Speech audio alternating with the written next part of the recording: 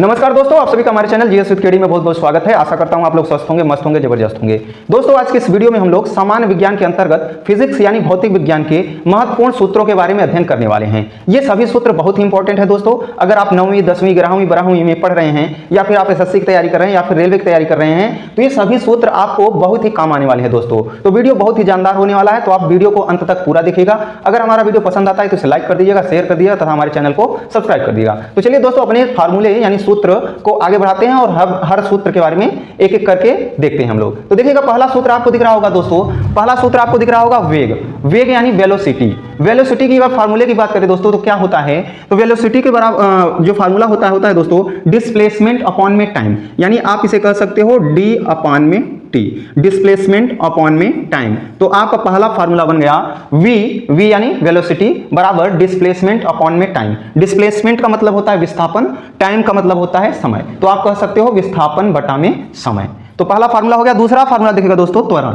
त्वरण की अगर फार्मूले की बात करें तो त्वरण का फार्मूला क्या होता है, त्वरण यानी एक्सेलरेशन। तो एक्सेलरेशन की अगर फार्मूले की बात करें दोस्तों, इसका हो जाता है वेग में परिवर्तन अपॉन में टाइम यानी समय। तो यहां आपका फार्मूला बन गया है ए बराबर वी माइनस यू अपॉन में टी। इसे आप कह सकते हो वेग में परिवर्तन बटा में समय। वेग में परिवर्तन बटा में समय। वी जो है अंतिम वेग कहलाता है, यू प्रारंभिक वेग कहलाता है, टी आपका क्या हो जाता है, टाइम। तो दूसरा फार्मूला आपका बन गया एक्सेलरेशन बराबर वी माइनस यू अपॉन में टी। तीसरा फार्मूला देखिएगा दोस्तों, संवेग दिख रहा होगा आपको, मोमेंटम। तो संवेग के लिए फार्मूला आपका होता है, इसे पी से दर्शाते हैं हम लोग। तो संवेग का फार्मूला होता है पी बराबर यम इंटू में वी। क्या होता है दोस्तों, यम इंटू में वी। यहां आपका यम जो है द्रव्यमान है और वी जो है वेलोसिटी है यानी वेग है। तो अगर संवेग का फार्मूले की बात करें तो पी बराबर यम इंटू में वी, यानी कि संवेग बराबर यम इंटू में वी, द्रव्यमान गुणते में वेलोसिटी। अगला देखिएगा दोस्तों फार्मूला आवेग यानी इंपल्स। तो अगर इसके फार्मूले की बात करें दोस्तों तो इसका सूत्र होता है एफ इंटू में टी। क्या होता है दोस्तों, एफ इंटू में टी, यानी इंपल्स बराबर एफ इंटू में टी। यहां पे एफ आपका हो जाएगा फोर्स और टी आपका हो जाएगा समयांतराल यानी टाइम। तो अगर इंपल्स की बात करें, आवेग की बात करें, तो इसका फार्मूला हो जाता है एफ इंटू में टी। तो इतना फार्मूला हो चुका दोस्तों। वेग बराबर विस्थापन बटा समय यानी वेलोसिटी बराबर डिस्प्लेसमेंट अपॉन में टाइम, और त्वरण बराबर एक्सेलरेशन बराबर v माइनस यू अपॉन में टी, या फिर वेग में परिवर्तन बटा समय। उसके बाद अगर संवेग की बात करें, संवेग का फार्मूला इसे मोमेंटम बोलते हैं, p बराबर m इंटू वी, यानी द्रव्यमान गुणते में वेलोसिटी। और अगर यहीं पे बात करें आवेग यानी इंपल्स की, तो इंपल्स बराबर f इंटू टी, यानी फोर्स इंटू में टाइम। अगला देखिएगा दोस्तों, कोणीय संवेग। कोणीय संवेग का फार्मूला क्या होता है, तो इसे ओमेगा से दर्शाते हैं, और कोणीय संवेग का आपका फार्मूला हो जाता है थीटा अपॉन में टी। क्या हो जाता है दोस्तों, थीटा अपॉन में टी। यहां पे जो थीटा है आपका, थीटा, तो ये जो है किसी वृत्तीय पथ पर तय किया गया कोण है। किसी वृत्तीय पथ पर तय किया गया कोण ये थीटा है, और टी क्या है, टाइम है। उतना तय किया गया, जितना भी आप कोण तय किए हैं यानी गए हैं, उसमें कितना टाइम लगा है, यही आपका क्या है, टी। तो यहां आपका हो जाएगा ओमेगा बराबर थीटा अपॉन में टी। ये क्या है दोस्तों, थीटा है, थीटा अपॉन में टी, यानी कोण बटा में समय। अगला देखिएगा दोस्तों, अभिकेंद्रीय बल है यानी सेंट्रीपिटल फोर्स। तो सेंट्रीपिटल फोर्स का फार्मूला हो जाता है एम वी स्क्वायर अपॉन में R. M V square upon में आर, यानी सेंट्रीपिटल फोर्स बराबर होता है एम वी स्क्वायर अपॉन में आर। यहाँ पे एम जो है आपका द्रव्यमान है, v मतलब वेलोसिटी है, और r मतलब जिस वृत्तीय पथ पे आप जा रहे हो या जिस गोले पर गति हो रही है उसकी रेडियस r है यहाँ पे। तो सेंट्रीपिटल फोर्स बराबर एम वी स्क्वायर अपॉन में r। अगला फार्मूला देखिएगा दोस्तों, बल। बल का फार्मूला क्या होता है, तो बल को f से दर्शाते हैं, फोर्स।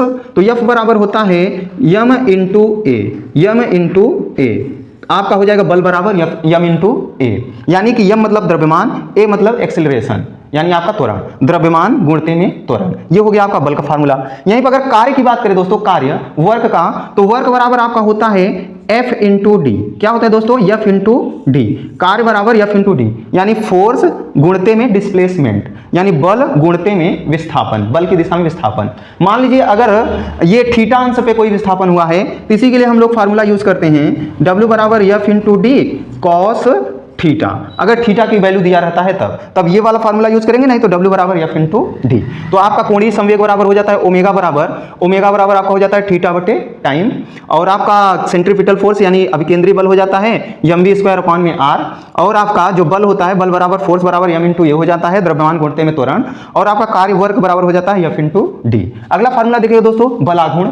बलाघूर्ण की अगर बात करें, इसे टाउ से दर्शाते हैं, और टाउ बराबर आपका हो जाता है F इंटू में F इंटू में यल। क्या होता है दोस्तों, बल आघूर्ण बराबर F इंटू में यल।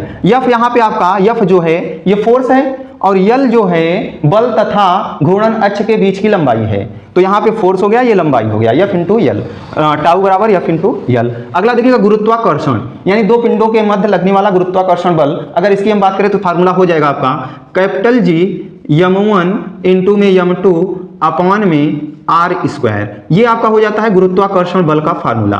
गुरुत्वाकर्षण बल का फार्मूला G, ये G नियतांक है, m1 इंटू में m2 अपॉन में आर स्क्वायर। m1 पहला पिंड, m2 दूसरा पिंड, r दोनों पिंडों के बीच की दूरी। इसी से अगर हम नियतांक G का फार्मूला निकालें, G का फार्मूला, तो देखिएगा G का फार्मूला हो जाएगा आपका, हो जाएगा ये r का इसमें मल्टीप्लाई हो जाएगा, यानी F इंटू में आर स्क्वायर अपॉन में आ जाएगा m1 इंटू में m2। ये आपका यहां से G का भी फार्मूला निकल जाएगा।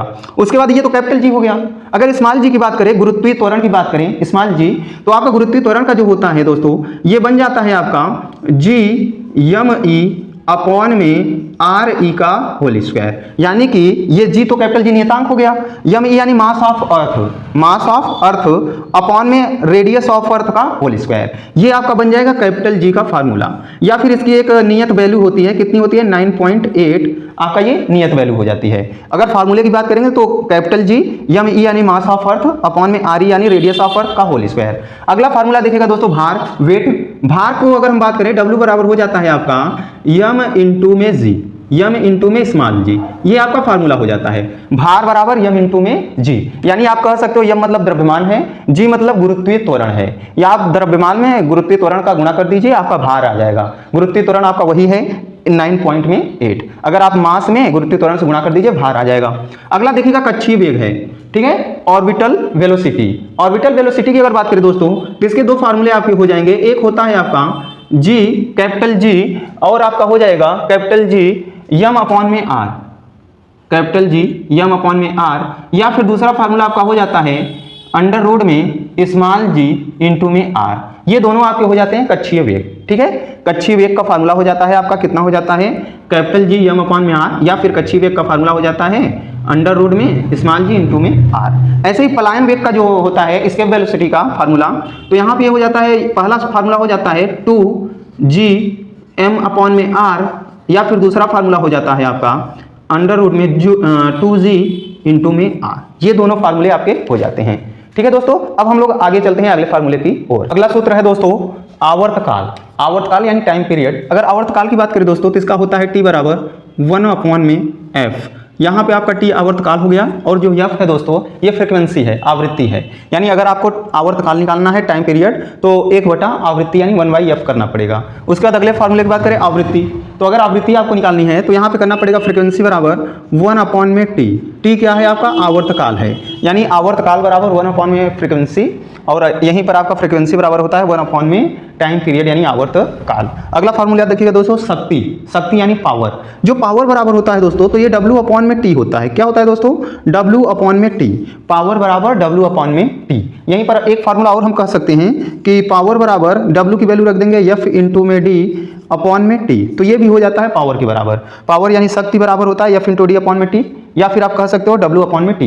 W क्या है आपका वर्क हो जाएगा, और T क्या है आपका समय हो जाएगा। यहाँ पे ये फोर्स हो जाएगा, ये आपका डिस्प्लेसमेंट हो जाएगा, अपॉन में टाइम हो जाएगा। चलिए अगला फार्मूला देखते हैं हम लोग गतिज ऊर्जा।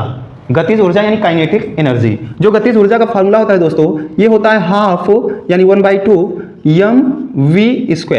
ये हो जाता है आपका काइनेटिक एनर्जी का फार्मूला, हाफ mv²। हाफ यानी 1/2, m मतलब द्रव्यमान मास, और v मतलब वेलोसिटी यानी द्रव्यमान गुणते में वेग का स्क्वायर। तो हाफ mv² हो जाएगा आपका काइनेटिक एनर्जी। उसके बाद अगला है देखिएगा दोस्तों स्थितिज ऊर्जा यानी पोटेंशियल एनर्जी। तो स्थितिज ऊर्जा का जो फार्मूला हो जाता है mgh। ये आपका हो जाता है पोटेंशियल एनर्जी का फार्मूला mgh। m यहाँ पे आपका मास है, g ग्रेविटी है, और h आपका हाइट है। तो अगर आपको स्थितिज ऊर्जा चाहिए तो mgh करना पड़ेगा, मास इंटू में ग्रेविटी इंटू में हाइट। अगला फार्मूला देखिएगा दाब है। दाब यानी प्रेशर। तो प्रेशर बराबर क्या होता है दोस्तों, तो आप कहोगे F अपॉन में A होता है। प्रेशर बराबर होता है F अपॉन में A, यानी फोर्स अपॉन में एरिया। अगर आपको दाब यानी प्रेशर निकालना है तो आपको करना पड़ेगा F अपॉन में A, फोर्स अपॉन में एरिया। यानी दाब फोर्स यानी बल अपॉन में एरिया, एरिया यानी क्षेत्रफल, बल बटा क्षेत्रफल, ये दाब का फार्मूला हो जाता है। और अगर द्रव की दाब की बात करें दोस्तों, जैसे पानी में कोई दाब लगे या कोई भी लिक्विड हो उसमें दाब लगे, तो द्रव में दाब लगने के लिए फार्मूला हो जाता है H इंटू में D इंटू में G। ये आपका H मतलब हाइट, द्रव कितनी हाइट पर है, D यानी डेंसिटी, द्रव का घनत्व कैसा है, यानी जो द्रव होगा उसका अलग अलग घनत्व होगा, G मतलब ग्रेविटी, जो पृथ्वी की ग्रेविटी है 9.8। तो ये आपका फार्मूला हो गया गतिज ऊर्जा हाफ mv², स्थितिज ऊर्जा mgh, और दाब फोर्स अपॉन में एरिया, उसके बाद द्रव का दाब HdG। अगला देखिएगा घनत्व, डेंसिटी। तो डेंसिटी की अगर बात करें तो इसका फार्मूला होता है m अपॉन में v, यानी कि मास अपॉन में वॉल्यूम, यानी आपका हो जाएगा द्रव्यमान बटे में आयतन। तो डेंसिटी बराबर द्रव्यमान बटे में आयतन। अगला देखिएगा अपेक्षिक घनत्व। अपेक्षिक घनत्व मतलब जल की तुलना में अगर किसी का हम घनत्व निकालें तो वही अपेक्षिक घनत्व है। तो यहाँ हो जाता है जिस वस्तु का घनत्व निकालेंगे उसका घनत्व, यानी वस्तु का घनत्व अपॉन में जल का घनत्व, ये आपका हो जाएगा रिलेटिव डेंसिटी, यानी आपेक्षिक घनत्व। रिलेटिव डेंसिटी बराबर वस्तु का घनत्व बटे में जल का घनत्व। जिस वस्तु का घनत्व निकालना है उसका घनत्व रख दीजिए, बटे में जल का घनत्व रख दीजिए, अपेक्षिक घनत्व आ जाएगा। अगला देखिएगा पृष्ठ तनाव सरफेस टेंशन। तो इसका जो फार्मूला होता है दोस्तों F/L होता है। क्या होता है? F/L। F मतलब फोर्स है, L मतलब लंबाई है, पृष्ठ की लंबाई। F मतलब फोर्स, L मतलब पृष्ठ की लंबाई। तो पृष्ठ तनाव सरफेस टेंशन बराबर F/L। अगला फार्मूला देखिएगा लेंस की क्षमता। जैसे कोई भी लेंस हो उसकी पावर निकालना हो तो लेंस की क्षमता यानी पावर बराबर होता है 1 अपॉन में F। F जो है आपका यहाँ पे F जो है आपका ये है फोकस दूरी, यानी फोकल लेंथ। तो यहाँ पे आप फोकस दूरी रखोगे ना कि फ्रीक्वेंसी। अगर लेंस की क्षमता निकालना है तो 1/F। F क्या है आपका? फोकल लेंथ है, फोकस दूरी। उसके बाद देखिएगा दर्पण सूत्र की अगर बात करें तो होता है 1/F। F क्या है आपका? फोकस दूरी है। 1/F बराबर होता है 1/V प्लस में 1/U। ये आपका हो जाता है दर्पण सूत्र।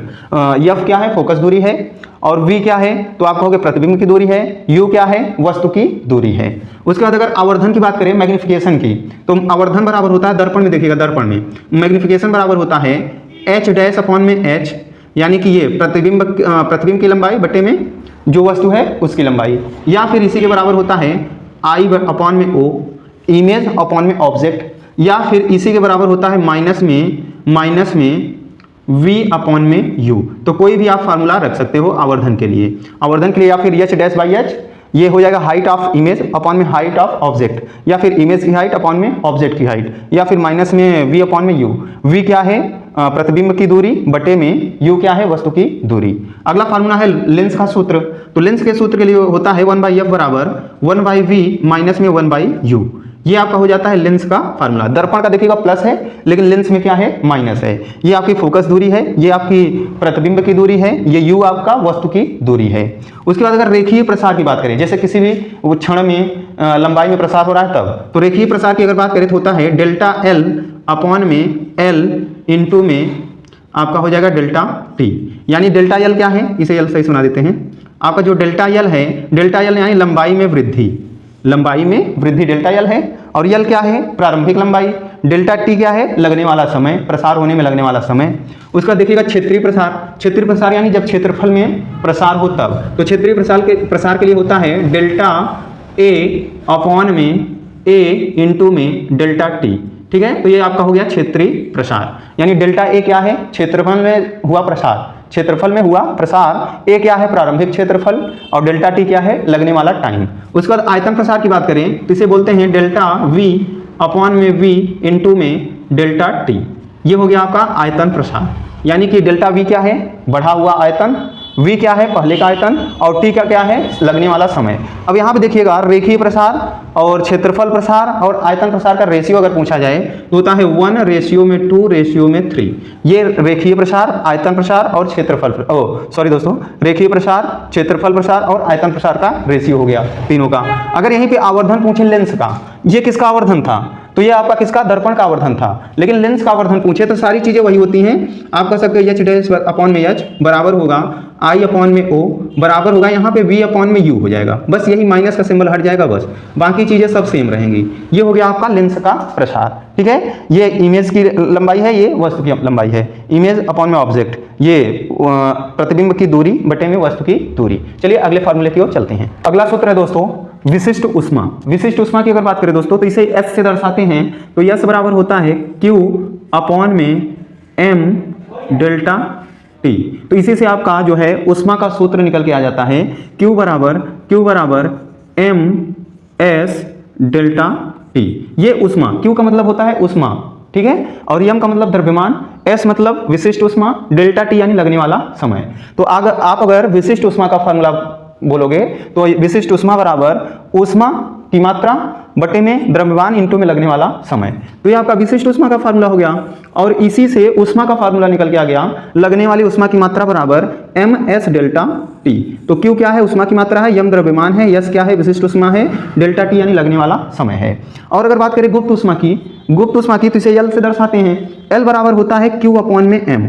क्या होता है दोस्तों, एल बराबर क्यू अपॉन में एम, यानी क्यू क्या है, ऊष्मा की मात्रा, अपॉन में एम क्या है, द्रव्यमान। तो इसी से आपका ऊष्मा की मात्रा का फार्मूला फिर से आ जाता है क्यू बराबर यम इंटू एल, क्यू बराबर यम इंटू एल, यानी कि द्रव्यमान इंटू में गुप्त ऊष्मा। तो ये आपका विशिष्ट ऊष्मा का फार्मूला हो गया, ये गुप्त ऊष्मा का फार्मूला, ठीक है। यहाँ से ऊष्मा की मात्रा का formula M S delta T, यहाँ से ऊष्मा का मात्रा का फार्मूला एम इंटू एल। मान लीजिए यहाँ पे यम दिया हो और गुप्त ऊष्मा दिया हो तो आप ऊष्मा की मात्रा निकाल सकते हो। अगला फार्मूला है ध्वनि या तरंग की चाल। तो ध्वनि अथवा तरंग की चाल का फार्मूला होता है वी, चाल या फिर वेग बोल सकते हैं। वी बराबर होता है आपका एन इंटू में लैम्डा। क्या होता है दोस्तों, एन इंटू में लैम्डा। यन क्या है यहाँ पे जो यन है ये फ्रिक्वेंसी है, फ्रिक्वेंसी, और लैम्डा क्या है, लैम्डा जो है ये तरंग दैर्घ्य है। क्या है दोस्तों, तरंग दैर्घ्य। तो अगर आपको वेग निकालना है ध्वनि का तो आप लगाओगे फार्मूला यन इंटू में लैम्डा। यन क्या है, फ्रिक्वेंसी, लैम्डा क्या है, तरंग दैर्घ्य।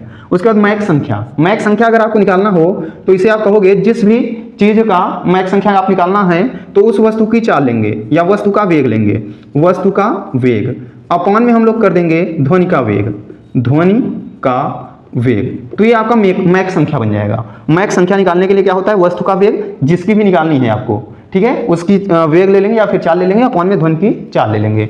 उसके बाद आवेश की बात करें, अगर चार्ज की बात करें तो आवेश को क्यू से दर्शाते हैं। तो आवेश बराबर होता है यन इंटू में ई, यन इंटू में ई, ठीक है। जहां पे यन जो है, ये जो है यन, ये है इलेक्ट्रॉनों की संख्या, ठीक है। यन जो है इलेक्ट्रॉनों की संख्या है, ई एक इलेक्ट्रॉन की वैल्यू है, ठीक है। जो ई है एक इलेक्ट्रॉन की वैल्यू है और एन क्या है, इलेक्ट्रॉनों की संख्या। उसके बाद अगर यहीं से हम लोग धारा का सूत्र निकालना चाहें तो आई बराबर हो जाता है आपका, आई बराबर हो जाता है क्यू अपॉन में टी। आई बराबर आपका हो जाता है क्यू अपॉन में टी। क्यू यानी चार्ज, आवेश, अपॉन में आपका टी हो जाता है टाइम। तो यहाँ से आई बराबर क्यू अपॉन में टी हो जाता है, या फिर क्यू बराबर एन इंटू ई कर सकते हैं, या फिर यहीं से हम लोग क्यू बराबर हम लोग आई टी भी कह सकते हैं। तो ये सारे तीनों फार्मूले ध्यान से देखिएगा। अगर हम क्यू बराबर निकालना चाहते हैं तो एन ई भी कर सकते हैं, क्यू बराबर आई टी भी कर सकते हैं, और आई बराबर क्यू अपॉन में टी कर सकते हैं। तो ये आपके फार्मूले हो गए। उसके बाद देखिएगा प्रतिरोध। प्रतिरोध अगर आपको निकालना है तो प्रतिरोध का मात्रक आपका क्या होता है, ओम होता है।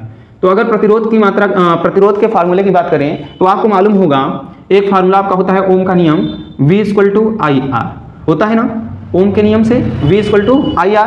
इसी से आपका रेजिस्टेंस यानी प्रतिरोध का फार्मूला आ जाएगा। अगर हम सिर्फ R की वैल्यू निकालें तो I इधर आ जाएगा, यानी आपका हो जाएगा V अपॉन में I। ये हो जाएगा प्रतिरोध का फार्मूला, R बराबर V अपॉन में I, या फिर आप कह सकते हो V = IR ओम के नियम से। उसके बाद देखिएगा अगर हम कई सारे प्रतिरोध हों उनको जोड़े तब, अगर श्रेणी क्रम में होगा, देखिएगा दोस्तों किस क्रम में, श्रेणी क्रम में।